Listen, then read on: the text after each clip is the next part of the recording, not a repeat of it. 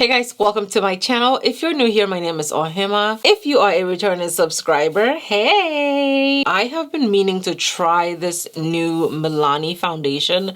It's not new. It was previously released, okay? But I tried it on here, I did. And the shades were...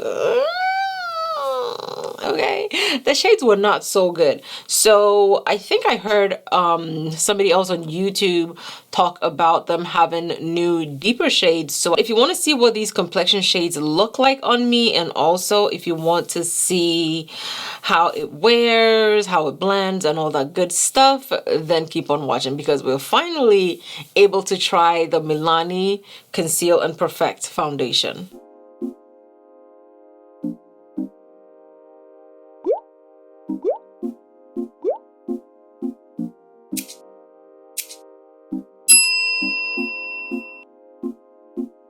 Let's go ahead and swatch these. That way we can figure out which ones we want to use. I'm first going to swatch the foundation number 17.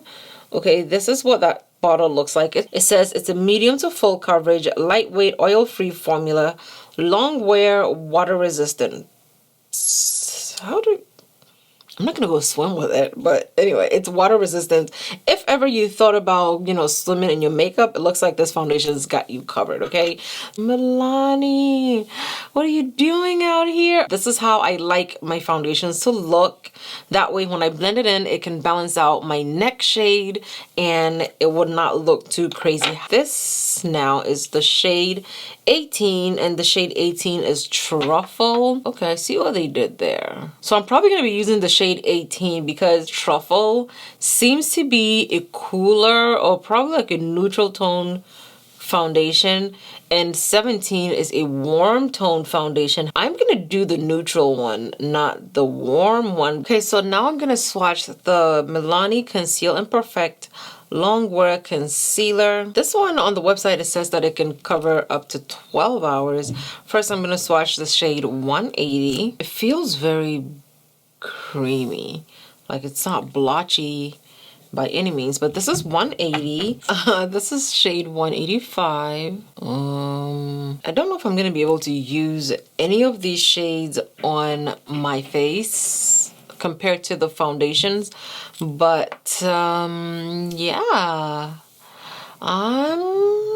So I'm gonna go ahead and start with the skin routine. I am gonna take I'm taking the Milk Makeup Hydro Grip Primer, and it's almost done. So I'm gonna be using the blending sponges. This is the Perfect Duo blending sponges. They're really damp right now, and once you wet them, they get very fluffy, and it has one flat side, the rounded side, and the flat top. I like sponges shaped like this. Did I say brush? I hope I said sponge. But we're taking Truffle, and I feel like Truffle is a neutral undertone. I like the shade. I'm taking one pump. This is one pump of it, and I'm going to dot it on my face. Okay, I'm gonna take the butt of that blending sponge, and I'm just gonna tap it in. Oh yeah, oh yeah. This was the better choice. The other one would have been too warm. So if you're new to my channel and you have my problem where your face and your neck are deeper than your chest, I like to match my foundation to my neck and then match my concealer to my chest. That way I get like a really good balance between the two. And also I guess it depends on the brand of foundation that I'm using. If the foundation has a good balance between the two, then I will use it, but most of the times it just doesn't come out the way I want it to. So going in with a deeper foundation and then balancing out with the concealer definitely makes it a better look for me. I went in with a second pump, and this is what it's looking like. It covers very beautifully, and it has a natural finish, so you can see that my face still looks radiant, and it's not like dry and what is it, ghostly. I don't look like a vampire, okay? I don't want to ruin the base with a concealer. That's not gonna work. I'm gonna go in with the CoverGirl concealer. I'm gonna try Cool Cocoa. I feel like Cool Cocoa is not going to be Your Cool Cocoa is definitely lighter than the shade that I would actually want to use, but I'm adding it to the concealer that I have on right now. It's definitely going to blend it out brighter, but you can see Cool Cocoa is that lighter shade compared to the actual concealer that I wanted to use, which is okay because sometimes you want a little brightening. I feel like Cool Cocoa is going to be the shade that I use for brightening. I'm going to use this corner of the sponge to blend out my concealer. Okay, those two concealers are, I feel like Cool Cocoa is what's made this concealer a lot brighter than it actually comes out to be. Definitely a little bit goes a long way. But that first concealer is also a drugstore concealer. I really, really love what is happening here, okay? This is also a showcase of the blending sponge because this sponge is hitting all the points. I like the precision of some of the corners because when you put it in the corner of your nose, it sits in there and it blends out for you. The flat top of it actually also fits perfectly under your eye and it blends it out beautifully, and I just love how soft this is. I'm going to use the same side of the sponge to apply my setting powder, and because the sponge is damp, it's going to melt the powder into my skin, okay? And also, if you use the top of the sponge to get some of the powder, so you have powder on the top and the side, this actually helps set your under eye at the same time. Like that. I'm using the Ben Nye setting powder. I will have links down below. I'm going with the Juvia's Place Chocolates palette, and I'm taking this shade and this shade as my contour.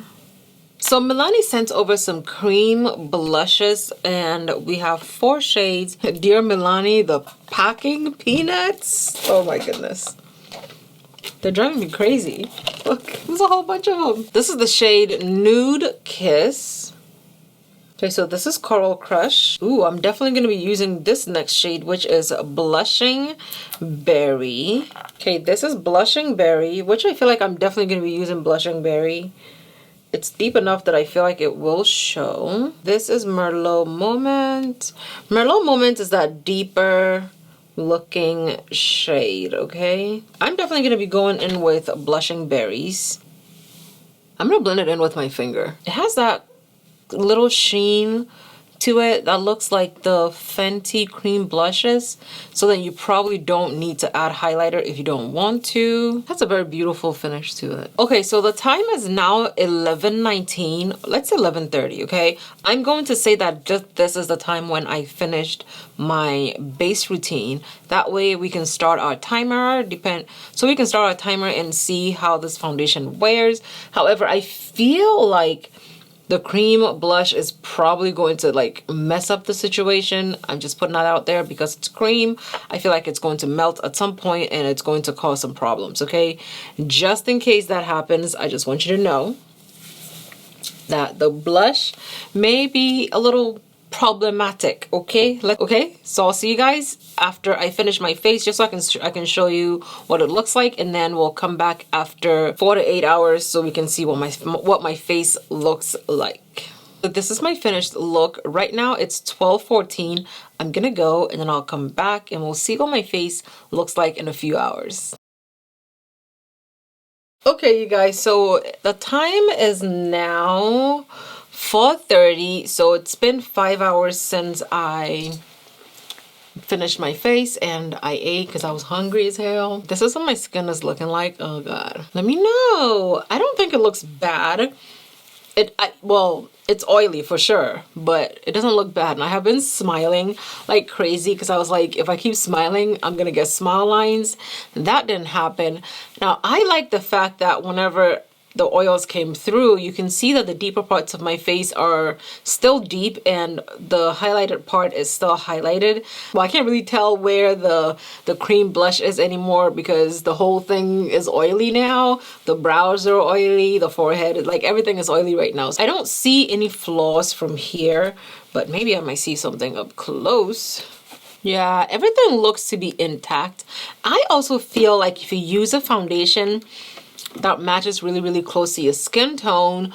Once your face starts breaking up and everything, it doesn't look so crazy because I see the line, but it's not very visible. And probably because, like I said, the foundation shade was deep enough, okay? I am gonna go ahead and blot my face. This is what it looks like. It doesn't look bad at all, but I'm an oily beast and that's okay. I'm just using the sponge, the Milani blending sponge, which is still pretty soft, and it's not damp, but it's still pretty kind of, it's not dry all the way. Do not judge me. I blotted my brows and the brows are still there. She's cute. She's cute. Listen, okay, listen. There is something beautiful about using foundation shades that match the deeper parts of your skin, okay? I think I'm gonna leave it here. I don't think I'm gonna keep this foundation on for probably the rest of the evening until I'm like almost about to go to bed, and I'm just gonna leave it at that. But this is gonna be my last check-in, or this is gonna be the check-in, like that's it, okay? Also, I realized that the lashes look different depending on what look you use them on, because on here it looks very nice and wispy and fluffy, and over here it's still wispy and fluffy, but it looks a little bit more dramatic, if you know what I mean. The same lashes, it just depends on what kind of look you're putting on. Okay, so that's it for me trying out and testing out the Milani Conceal and Perfect 2-in-1 foundation. I am stoked. I am super, super happy that I tried this foundation because it looks really, really good, okay?